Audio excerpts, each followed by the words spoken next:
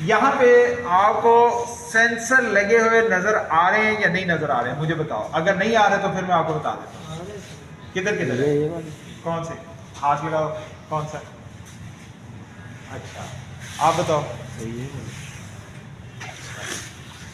आपको ये सेंसर नजर आ रहा है? नहीं आ रहा? ये सेंसर लगाओ, ये सेंसर लगाओ। ये दोनों मेजर कर रहे हैं आपके सुपर हीटेड और सब कूलिंग। ये देखें, ये वाला और ये वाला। अभी नहीं चलाओगे? चलना नहीं। ये डेमोस्ट्रेशन के लिए है। अब मैं आपको इसकी पूरी चीज़ें बताता हूँ इस वक्त इसके ऊपर क्या क्या इंस्टॉल है और कैसे कैसे काम कर रहा है। एक ये वाला सेंसर है, एक ये वाला सेंसर है। अब देखो आपकी कंडेंसर साइड कौन सी है और एवेपोरेटर साइड कौन सी है? ये वाला कंडेंसर। ये वाला कंडेंसर यहाँ से। अच्छा जी, अब ये कंप्रेसर से आ रही है कंडेंसर में रेफ्रिजरेंट। क्लियर हो गया? रेफ्रिजरेंट का साइकिल कैसे चलेगा? ये है हमारे पास कंप्रेसर। कंप्रेसर की कौन सी टाइप है ये? हाँ, सेमी सील्ड। शाबाश। ये देखो, सिर्फ इसका ये हिस्सा, ये हिस्सा, इस हिस्से को कहते हैं फ्लंच। ठीक है, ये फ्लंच होता है। ये जो फ्लंच है, ये दो हिस्से इसके और ये सामने वाला, ये तीन हिस्से हम इसके खोल के देख सकते हैं, रिपेयर कर सकते हैं। बाकी ये सील्ड है। ठीक है, इस वजह से ये हमारे पास आ गया सेमी सील्ड का कंप्रेसर। अब इसका ऑपरेशन कैसे स्टार्ट होता है? ये सेमी सील्ड से आपकी जो रेफ्रिजरेंट है, एक लाइन ये जा रही है। ठीक है,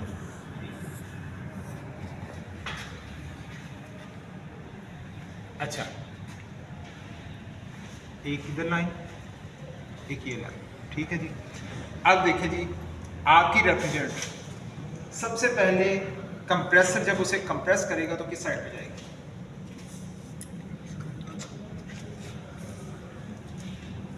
कंडेंसर वाली पहली साइड। तो किस साइड पे? इसकी कौन सी साइड? नहीं, वो कंप्रेसर से मुझे बताओ, कंप्रेसर से आपको कौन सी साइड लग रही है? ये वाली। इस पे आपका प्रेशर शो हो जाएगा। ठीक है, कितने प्रेशर से निकल रही है। तो फिर ये आपके कंप्रेसर की कौन सी ये लाइन है? डिस्चार्ज है। डिस्चार्ज है ना? डिस्चार्ज आई। अब ये यहाँ पे कंट्रोलर लगे हुए हैं। हाँ, इसको शट वाल्व भी बोलते हैं, क्लोज करने के लिए, बंद। हाँ, मैनुअली। ये टोटल जितना भी है मैनुअली, और मेरे ख्याल में मैन्युफैक्चरिंग पता नहीं कब का है, R12 रेफ्रिजरेंट जब होती थी तब का, और ये ट्रेनिंग यूनिट मतलब तब ये डिज़ाइन किया था। ठीक है, आज भी इसके साथ बहुत सारी ऐसी चीज़ें हैं जो आज भी वैसे ही काम कर रही हैं। प्रिंसिपल सेम है लेकिन कुछ चीज़ें बदल गई हैं। ठीक है, अच्छा, ये ट्यूब लगाने का मकसद ये है कि यहाँ से आपको रेफ्रिजरेंट जो है ना वो जाता है। ठीक है, नज़र आएगी। अब आएगी आपके कंडेंसर के। कंडेंसर से यहाँ से आउट हो रही है, ये है साइड ग्लास। यहाँ से फिर आपको रेफ्रिजरेंट नज़र आएगी, इसको कहते हैं साइड ग्लास। ठीक है, साइड ग्लास से फिर आपको नज़र आएगी, साइड ग्लास से फिर आएगी आपकी यहाँ पे। ठीक है, अब ये है आपका लिक्विड रिसीवर। इसके ऊपर लिखा भी हुआ है, नहीं सिर्फ रिसीवर लिखा हुआ है। ठीक है, ये लिक्विड रिसीवर, यहाँ से भी आपको नज़र आएगी रेफ्रिजरेंट। लिक्विड रिसीवर जो कमर्शियल यूनिट होते हैं उसमें लिक्विड रिसीवर इस्तेमाल किया जाता है, जो रेफ्रिजरेंट को रिसीव करता है और आगे जितनी ज़रूरत होती है वो आगे ट्रांसफ़र करता है। अच्छा जी, अब यहाँ पे आप देखें कि ये आपका कौन सा हिस्सा है? कौन सा हिस्सा है? और ये इसका मतलब यहाँ पे ये ड्यूल फंक्शन है। ड्यूल फंक्शन ऑपरेट हो रहा है हीट एंड कूल सिस्टम में। ड्यूल फंक्शन जब ऑपरेट हो रहा होगा तो लिक्विड रिसीवर से रेफ्रिजरेंट रिवर्स साइकिल भी कर सकती है, फॉरवर्ड भी कर सकती है। ठीक हो गया? अच्छा, अब यहाँ पे ये और ये सेंसर, ये दोनों सेंसर आपके क्या चीज़ कर रहे हैं? ये आपका इस वक्त सब कूलिंग, सॉरी, आपका सुपर हीट और सब कूलिंग दोनों को मॉनिटर कर रहे हैं। ठीक है ना? अगर ये कूलिंग सिस्टम है और ये हीटिंग सिस्टम है तो हमें पता चल जाएगा कूलिंग सिस्टम वाली साइड पे जो होगा वो हमारा सुपर हीटेड होगा, और जो कंडेंसर वाली यानी कि हीटिंग वाली साइड पे होगा वो हमारा सब कूलिंग होगा। ठीक है ना? तो इस तरह फिर हमारे पास ये जितने भी साइड ग्लास हैं ये सिर्फ उसकी गैस को मॉनिटर करने के लिए, देखने के लिए इस्तेमाल हो रहे हैं कि किस हालत में आपकी लकड़ी जा रही है, ठीक है। तो ये हैं आपके एक्सपेंशन वाल, ये दोनों आपके एक्सपेंशन वाल हैं, ठीक है, ये भी और ये भी। एक्सपेंशन वाल का काम क्या होता है? एक्सपेंशन वाल का काम क्या होता है? रेफ्रिजरेंट को कंट्रोल करना। हाँ, रेफ्रिजरेंट को कंट्रोल करता है। रेफ्रिजरेंट कंट्रोल, इसका मतलब है इसे हम रेफ्रिजरेंट कंट्रोल भी कह सकते हैं, ठीक है, रेफ्रिजरेंट कंट्रोलर भी कह सकते हैं, ठीक है। रेफ्रिजरेंट कंट्रोलर, इसमें टाइप कौन कौन सी आती हैं? इसमें हमारी जो सादा रेफ्रिजरेंट कंट्रोल है वो है हमारी कैपरी ट्यूब, उसके बाद आ जाता है थर्मोस्टेटिक एक्सपेंशन वाल्व, क्योंकि इसके साथ ये थर्मल बल्ब है, ये थर्मोस्टेटिक एक्सपेंशन वाल्व है। इसके बाद आ जाता है automatic expansion valve. Automatic expansion valve के साथ एक छोटा सा कॉइल लगा होता है। अक्सर आप जो एसी देखेंगे, आपका जो आजकल आ रहा है इन्वर्टर, उसके साथ एक छोटा सा सोलोनाइड कॉइल लगा होता है, तो वो उसको ऑपरेट करवा रहा होता है, ठीक है ना। वो ऑटो पे जितना मतलब उसमें सेंस करना है उतना ही उसमें इसके रास्ते को ओपन करना है, ठीक है। तो एक ये हो गया ऑटोमेटिक एक्सपेंशन वाल्व। अब आ जाते हैं इससे बड़े जो कमर्शियल यूनिट है, वहाँ पे इस्तेमाल होता है हाई साइड फ्लोट वाल्व, लो साइड फ्लोट वाल्व।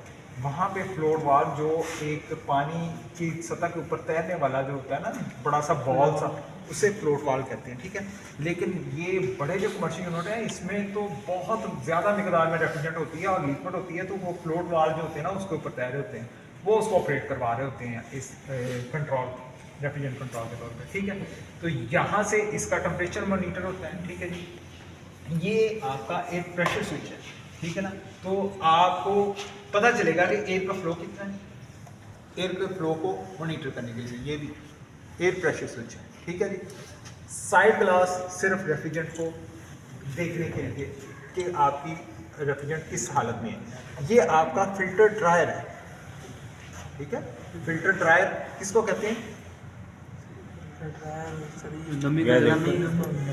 बिल्कुल, फिल्टर ड्रायर का काम यही है कि आपकी रेफ्रिजरेंट में मौजूद नमी वगैरह अगर आ गई है तो उसको वो कंट्रोल कर लेगा, उसको आगे नहीं गुजरने देगा। तो फिल्टर ड्रायर एक हवाले से हमारे लिए सेफ्टी के तौर पे इस्तेमाल होता है, ठीक है।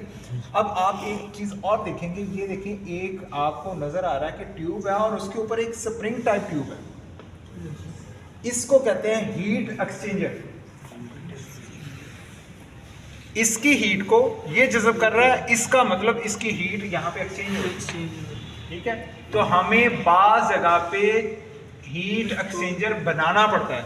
आपने अक्सर फ्रिज के अंदर भी देखा होगा इस तरह की स्प्रिंग टाइप जो होती है कैपरी, एक लाइन के ऊपर लपेट दी जाती है, तो वो बेसिकली हीट एक्सचेंजर ही बनाया जाता है कि अगर उसके अंदर कोई बुखारात अगर रह भी गए ना तो वो भी लिक्विड में तब्दील हो जाए, तो उसके लिए हीट एक्सचेंजर इस्तेमाल किया जाता है। तो हीट एक्सचेंजर बड़े कमर्शियल यूनिटों में ज़्यादा इस्तेमाल होते हैं और आम इस्तेमाल होते हैं, तो इसलिए इसको हीट एक्सचेंजर बनाया गया। ये जितने भी वाल्व आपको रेड कलर के नज़र आ रहे हैं ये सारे कंट्रोल वाल्व हैं, ठीक है। अब ये हैं तो कंट्रोल वाल्व, लेकिन हैं ये व्हील टाइप, देखने में ये व्हील टाइप नज़र आ रहे हैं, ठीक है ना।